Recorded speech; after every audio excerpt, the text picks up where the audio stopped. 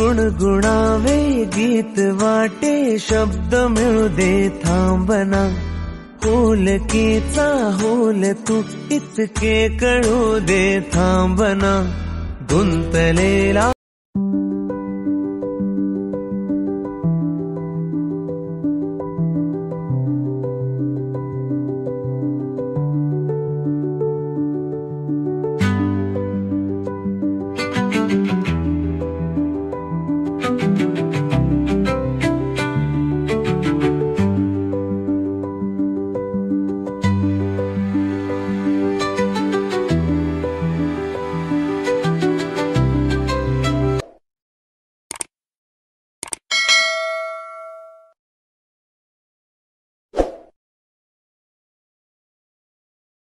Hello friends, welcome back to our channel. I hope तुम्ही सगळे नेहमीप्रमाणे मस्त मजेत आहात. आज पण तुम्ही म्हणत असाल मनातल्या मनात की आज पण ब्लॉगमध्ये हा एकटाच कसा दिसतोय. सो आजचा ब्लॉग बनवण्याचं मागचं रिझन असं आहे की आज मी आलो आहे फलटणला. फलटणला आलो आहे. सातारा फलटण जे बोलतात तिकडे फलटणला आलो आहे. आणि फलटणला येण्याचं मागचं रिझन असं आहे माझं की हर्षालीच्या मम्मीनी काही वर्षांपूर्वी ना एक नवस केला होता. तो नवस इथे होळ म्हणून एक गाव आहे फलटणमध्ये. त्या होळ गावामध्ये ढगाई देवीचं मंदिर आहे. त्या ढगाई देवीच्या मंदिरामध्ये तिने नवस केला होता. तर त्या देवीची ओटी त्यांना बरेच वर्षापासून भरायची होती. सो मग त्यांनी असं म्हणालं की आता दिवाळी वगैरे सगळं झालं आहे, सगळ्यांच्या सुट्ट्या बिट्ट्या सगळ्या संपल्यात, तर तुम्ही आमच्यासोबत याल काय. सो मी बोललो चल ठीक आहे, असं पण माझी वीकेंडच चालू आहे. सो मी त्यांना बोललो की आपण जाऊया ढगाई देवीला, नवस तुमचा ओटी जी भरायची तुम्हाला भरण्यासाठी.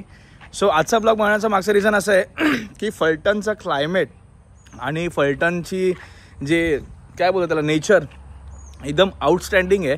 आम्ही इथे काल संध्याकाळीच पोचलो आहे. संध्याकाळी 6 वाजता इकडे पोचलो आहे फलटणमध्ये. आणि संध्याकाळी 6 वाजल्यापासून म्हणजे मला व्लॉग बनवायचा असं म्हणजे बनवणार नव्हतो मी, पण इकडे आल्यानंतर जे नेचरने मला एकदम अट्रॅक्ट केलं आहे ना, त्याच्यानंतर मला असा विचार आला यार तुम्हाला पण ही गोष्ट दाखवली पाहिजे की फलटणमध्ये किती ब्युटिफुल आहे ही जागा. आणि इकडच्या लोकांची शेत आणि ते शुगर केनचे म्हणजे काय बोलतात त्याला, गन्न्याचे शेत जे तुम्ही बोलतात, सॉरी या थोडा समजून घ्या. सो गन्न्याचे खेत वगैरे सगळे इथे आहेत. आणि मग काल संध्याकाळी 6 वाजता आम्ही इथे पोचलो. नंतर मग रूममध्ये चेक इन केला. आम्हाला जायचं होतं इकडे शेजारी हर्षालीचे जे रिलेटिव्ह आहेत इकडे, त्यांचंही घर आहे इकडे. पण आम्ही विचार केला की हॉटेलमध्ये स्टे करूया, जेणेकरून लवकरच आपल्याला सकाळी सकाळी उठून चांगला ब्रेकफास्ट करून जाता येईल. सो आम्ही थांबलो आहे हॉटेल प्राईड डिलाईटमध्ये. प्राईड डिलाईट आय गेस याचं नाव आधी जॅक्सन सीन होतं. आणि खूप सुपर्ब हॉटेल आहे, खूप चांगला एम्बियन्स आहे यांचा. हे तुम्हाला तर मी दाखवतोच बॅक कॅमेराने. सो नक्कीच हा ब्लॉग तुम्ही एंडपर्यंत बघत राहा. आणि आजची जी आमची मजा आहे आणि तुम्हालासुद्धा ढगाई देवीचं दर्शन माझ्या ब्लॉगमध्ये तुम्हाला करायला मिळणार आहे. सो नक्कीच हा ब्लॉग एंडपर्यंत बघत राहा. दिवसाची मजा आजची काय काय. हर्षालीला मी मिस करतो आहे, आय गेस तुम्ही पण मिस करत असाल, कारण का हर्षाली या ब्लॉगमध्ये नसणार आहे. कारण का तिला 8th मंथ चालू असल्यामुळे मी ट्रॅव्हलिंग अवॉइड करतो आहे. तिला ट्रॅव्हलिंगसाठी मी आणत नाही आहे, कुठेच नेणार नाही आहे सध्या तरी, जोपर्यंत बेबी बाबू जे काही येत नाही आहे तोपर्यंत. सो बघूया फलटणची मजाच. हे आहे हॉटेलचं एंट्रन्स आणि समोरच गाडी लावली काल आल्या संध्याकाळी. जास्त काही रश नव्हती अशी. आणि हॉटेलचं एम्बियन्स जर बघितलात ना तर खूप सुंदर आहे, खूप म्हणजे खूपच सुंदर आहे. आणि खूप 3 star I guess 2 star 3 star property असावी ही प्राईड डिलाईट. ह्याचं नाव आधी जॅक्सन सीन होतं.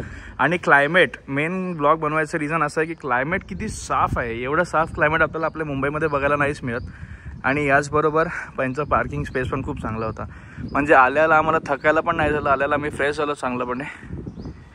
म्हणून मेन गोष्ट आजच्या ब्लॉगची आहे की नेचर इन फलटण अँड फलटणची ट्रिप, ढगाई देवीचं मंदिराचं दर्शन वगैरे.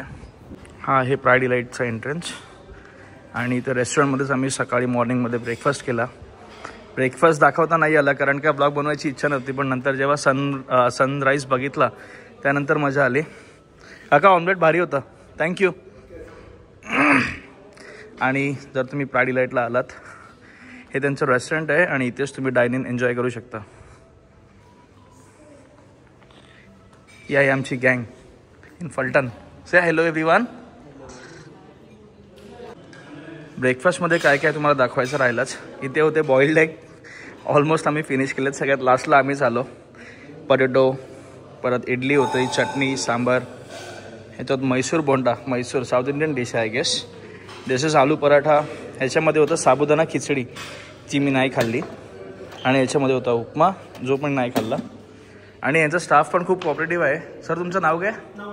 नवनाथनी खूप चांगली सर्व्हिस दिली आपल्याला आणि चांगलं त्यांचं डिलिशियस फूड आणि सर्व्हिस वॉज नाईस. आणि सो जो कधी तुम्ही याल कधी प्राईड डिलाईटमध्ये फलटणला, सो तुम्ही या गाईजना भेटू शकता. One of the name is Premjeet and his name is Navneet right.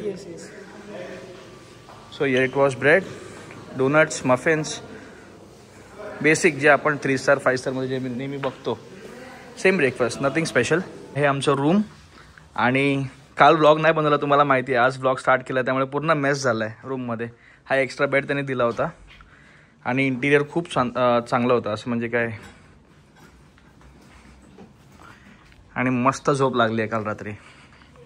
आणि हा रूममधून व्ह्यू डायरेक्ट हायवेलाच हॉटेल आहे फलटणमध्ये. हा बघा व्ह्यू. आणि एकदम क्लायमेट पूर्ण क्लीन दिसतंय, पूर्ण आकाश. असं आकाश बघायला खूप सुंदर वाटतं ना, मजा येते. आमचं चेकआउटचा टाईम झाला आहे पण आम्हाला फोटोशूट करायचं आहे म्हणून आम्ही चाललो आहे परत बॅक साईडला हॉटेलच्या फोटोज काढायसाठी. क्लायमेटने दिल खुश केलं आहे माझं आज.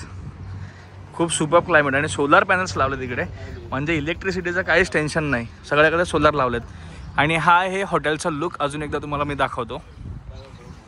हॉटेलला बाय बाय करून आम्ही आलो आहे सुरवडे या गावामध्ये, जे की फलटणच्या थोडं अगोदर हायवेमध्येच आहे. आणि इकडे हर्षालीच्या मम्मीच्या मैत्रिणीचं हे गाव आहे, हर्षालीच्या मम्मीच्या मैत्रिणीचं हे गाव आहे. आणि त्यांचा हा सुरवडे गावामध्ये बंगलो आहे. बंगलोच्या टेरेसवरती आलो आहे कारण का ते त्यांच्या घरात जे धनधान्य आहे म्हणजे ज्वारी, बाजरी, कांदे हे त्यांचं गोडाऊन आहे, ते दाखवायसाठी आम्हाला थोडंसं ते देणार आहेत. म्हणजे इकडचं ओरिजिनल ज्वारी आणि बाजरी आपल्याला बघायला मिळेल. आणि सगळ्यांच्या इकडे तुम्ही बघू शकता बॅकग्राऊंडमध्ये सगळ्यांचे बंगले आहेत टॉप एकदम, जसं धुळेला आपण बघितलं होतं ब्लॉगमध्ये. आणि हे आहेत हर्षालीच्या मम्मीचे फ्रेंड. आणि त्यांनी दाखवलं काय हे काय भुईमुगाच्या शेंगा हे आहेत ओरिजिनल. आपण मुंबईला खातो ते गाडीवरचे जे भैया लोक विकायला घेऊन येतात, that is not original, that is not so called original. But हे एकदम ओरिजिनल ह्यांच्याच शेतातले आपण बोलू शकतो, ह्यांच्या शेतातले आहेत. मोत्यासारखेच वाटतंय खरं जेव्हा एकदम मोत्यासारखी बाजरी आणि ओरिजिनल, नो केमिकल. म्हणून स्ट्रॉंग असतात हे सगळं, त्यांना पौष्टिक खाणं खाऊन म्हणून ते लोक स्ट्रॉंग असतात.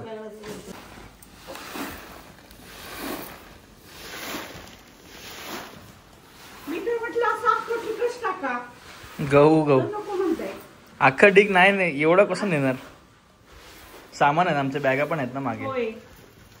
काय बंगले आहेत राव इकडे. राव इकडची भाषा आहे काय राव. मला पण 2 दिवस राहून सवय झाली इकडच्या भाषेची. आणि माणसं एवढी प्रेमळ आहेत ना यार खरंच. म्हणजे त्या काकींना फक्त असं भेटायसाठी आलो होतो आम्ही, त्या आत्यांना. आणि त्यांनी आम्हाला दम लागला मला. एवढी गोणी भरून बाजरी, एवढी गोणी भरून काय दिलंय, गहू, कांदे. म्हणजे खरंच इकडची माणसं खरंच खूप प्रेमळ आहेत. आम्ही आता होतो सुरवाडीला आणि सुरवाडीवरून आम्ही आता आलोय काळंजला. आणि काळंजचा हा व्ह्यू कसा वाटतोय तुम्हाला नक्कीच कमेंट करून सांगा. मला तरी असं वाटतं फॉरेन कंट्रीजमध्ये आलोय आपण, कारण का फॉरेन कंट्रीजमध्ये डेझर्ट एरिया पण असाच असतो.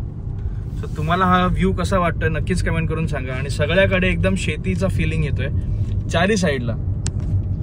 राईट साईडला मक्याची पण खेती येते, परत त्यासोबत कसला झेंडूचा फुल ना, मॅरीगोल्ड बिस्किट आहे हे बघा. आणि असं आकाश तर मला असं वाटतं की याच साईडला आपल्याला बघायला मिळेल, कारण की एवढी खुल्ली जागा आणि एवढी ओपन जागा आपल्या नवी मुंबईमध्ये कुठेच राहिलेली नाहीये. ऊसाचे शेत आणि दोन्ही साईडला शेती आणि मधून हा रस्ता. आणि रस्त्याबद्दल तर तुम्हाला कमेंट मी असं म्हणजे दाखवणार नाही, पण जेव्हा त्या मेन रोडला पोहोचेन तेव्हा मी रस्त्याची कंपॅरिझन सांगेन की गाव साईडच्या रस्ता आणि मुंबईच्या रस्त्यामध्ये किती फरक आहे. मुंबईला एवढं सगळं इकॉनॉमी आपली सगळी स्ट्रॉंग असून पण मुंबईचे रस्ते कसे आहेत आणि इकडे गाव साईडला पण रस्ते कसे आहेत याचं कंपॅरिझन तुम्हाला मी हायवेला लागल्यानंतर दाखवतो. ढगाई देवीला जाता जाता मला एक सुंदर असं शेत दिसलंय. ते शेत बघायसाठी मी गाडी थांबवली आहे. काय दिसतंय यार, काय फुलं आहेत. जी फुलं आपण हाराविरासाठी वापरतात ती फुलं इथे डोळ्यासमोर एवढी शेकडो दिसतात, म्हणजे हजारो लाखो फुलं आहेत इकडे. वाव, हे बघा.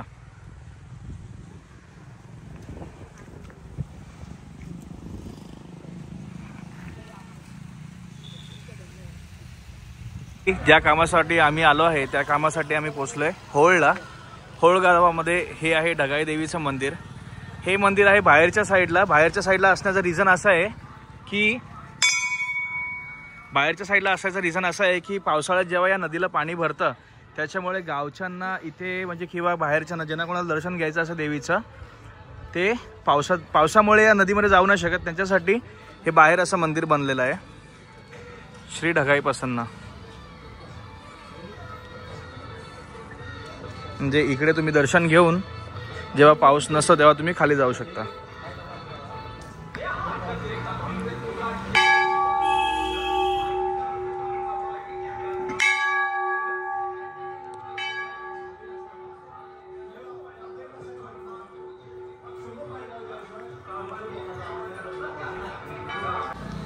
हे आहे बाहेरच्या मंदिराची बॅक साईड आणि बॅक साईडमध्ये तुम्हाला मी दाखवतो की तिकडे आहे कोपऱ्यामध्ये एकदम देऊळ, नदीच्या एकदम मध्यभागी एकदम मध्ये आहे.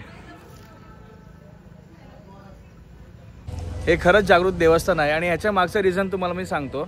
या देवीचं वैशिष्ट्य असं आहे की गावकऱ्यांचे म्हणजे इकडच्या राहणाऱ्या लोकांचे असं म्हणणं आहे की इकडे ही जी देवी आहे हिच्याकडे कुठलाही नवस करतात, हा नवस आपला पूर्ण होतो आणि ही देवी बाहेरच्यांचा जास्त नवस ऐकते, असंच आहे ना मित्र. आणि हा आपला भाऊ आहे, म्हणजे आमचा फॅमिली रिलेटिव्हच आहे. हर्षलीच्या मम्मीच्या फ्रेंडच्या आत्याचा भावाचा मुलगा आहे तो आणि आपल्याला हेल्प करतोय. काय ना तुझं मित्र? प्रथमेश मला हेल्प करतोय इकडचे सगळ्या स्टोरी सांगण्यामध्ये सुद्धा आणि दर्शन घ्यायसाठी सुद्धा त्यांनी मला हेल्प केली आहे. आणि तोच आम्हाला तिकडे नदीच्या मध्ये जी खरं जागृत देवी आहे त्या मंदिरात सुद्धा घेऊन जाणार आहे, तर तेही तुम्हाला दाखवतो मी. आता आम्हाला बोटची गरज नाही आहे, पण तुम्ही जर पावसाळ्यामध्ये आलात किंवा जेव्हा पाणी जेव्हा इथे भरतं तेव्हा आलात तर तुम्हाला त्या देवीच्या इथपर्यंत जायला तुम्हाला दिसत असेल, देवीच्या इथपर्यंत जायला तुम्हाला बोटीची गरज पडेल. बट तुम्ही असं जेव्हा समर सीझनमध्ये आला तर तुम्हाला बोटीची गरज नाही, कारण पाणी पूर्ण आतमध्ये गेलेलं असतं आणि तुम्हाला एकदम छान असं दर्शन घेऊ शकता तुम्ही आतमध्ये जाऊन सुद्धा. इकडे देवीचा पाया पडून झाला. आता आम्ही चाललो आहे नीरा नदीच्या मध्ये जे देऊळ आहे, म्हणजे नदीच्या मध्ये मध्यंतरी जे देऊळ आहे जिथे देवीचं खरं स्थान आहे तिकडे जातो आता आम्ही. आता जिथे मी चालतोय ही पूर्ण नदी आहे, म्हणजे पावसाळ्यात इथे पूर्ण पाणी भरतं आणि हे आहे नदीचे ते ब्रिज. म्हणजे तुम्हाला जर यायचं असेल तर तुम्ही समर सीझनमध्येच येऊ शकता जेव्हा इथे पाणी नसतं, कारण का हे इथे मंदिर आहे. आणि जर तुम्हाला इतर दिवशी यायचं असेल जेव्हा पावसाळ्यात कधी आला तर पावसाळ्यात पूर्ण हे मंदिर पाण्याच्या खाली असतं आणि तुम्हाला इथे यायचं जरी असेल तरी तुम्हाला बोटने यावं लागतं, असं चालत तुम्ही येऊ शकत नाही. देवीला पाया पडायला जायच्या आधी इथे असं पाय धुवावे लागतात आणि पाय धुवून आतमध्ये अशी एंट्री करावी लागते. आणि ही चौकट जी आहे देवाच्या बाहेर, देवळाच्या बाहेर, मंदिराच्या बाहेर, ती खूपच छोटी आहे, म्हणजे जास्त लोक तिकडे उभं राहू नाही शकत है ना दादा. एकदम म्हणजे नदीच्या मध्ये आहोत आम्ही आणि दोन्ही साईडला नदीच नदी आहे आणि नदीच्या मध्येच देवीचं मंदिर आहे, छोटंसं मंदिर. आणि इकडे आता आम्ही आतमध्ये जातो, आमची ओटी भरायची ते ओटी भरायची आहे ना.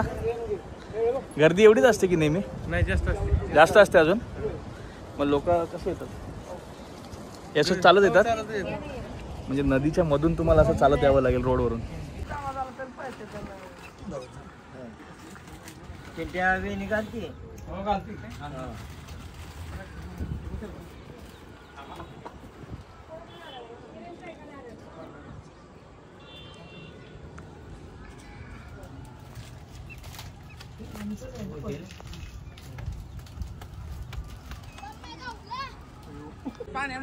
पाया पडून झाला. आता आम्ही चाललोय आमच्या गाडीजवळ परत.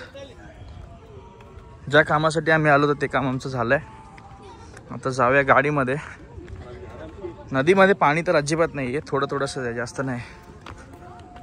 आणि व्ह्यू सनसेट टाइम झालाय. संध्याकाळचे 6 वाजले. देवीचं दर्शन घेऊन झालं आणि अजून एक रिलेटिव्हच्या घरी आलो आम्ही. अजून काय पलटण आमचं सुटलेलं नाही आहे. संध्याकाळी 5 वाजले तरी पण. आणि यांच्याकडे आल्यानंतर आम्हाला संध्याकाळी त्यांनी डोसाची पार्टी दिली. आता डोसा खाऊन मुंबईच्या दिशेला जायचं आहे. चेंज केलं मी, कारण का वाईट कपडे घातले होते आणि तिकडे टिक्काची डिझाईन, टिक्काचे डाग लागले होते. सो आता डोसा खाऊन राहील. काय करायचंय? राहायचंय.